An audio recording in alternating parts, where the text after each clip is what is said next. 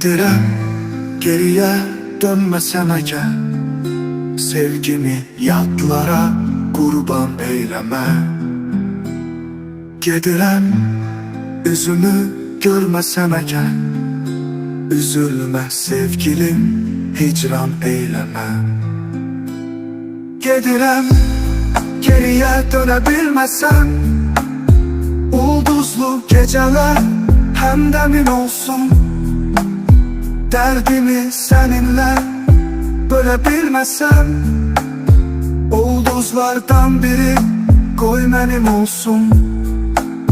Gedirəm sevgilim, arzum vüsaldı. Bizim taleyimiz zamana qaldı. Vətəndə çağırır torpaqdan məni, sənə qovuşmağım artıq xəyaldır.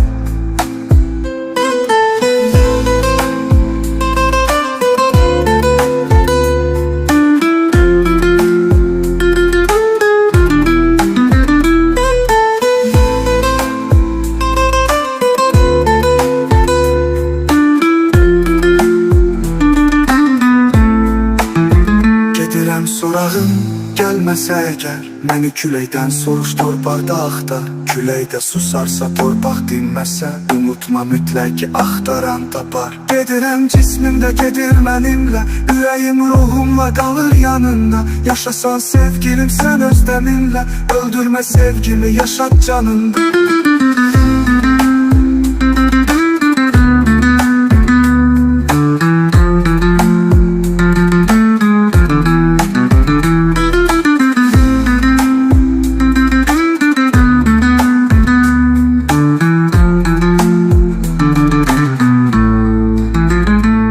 Gedirəm, sorağım gəlməsə əgər, məni küləkdən soruş, torpaqda axtar. Küləkdə susarsa, torpaq dinməsə, unutma mütləq ki, axtaran tapar. Gedirəm cismimdə, gedir mənimlə, ürəyim ruhumla qalır yanında.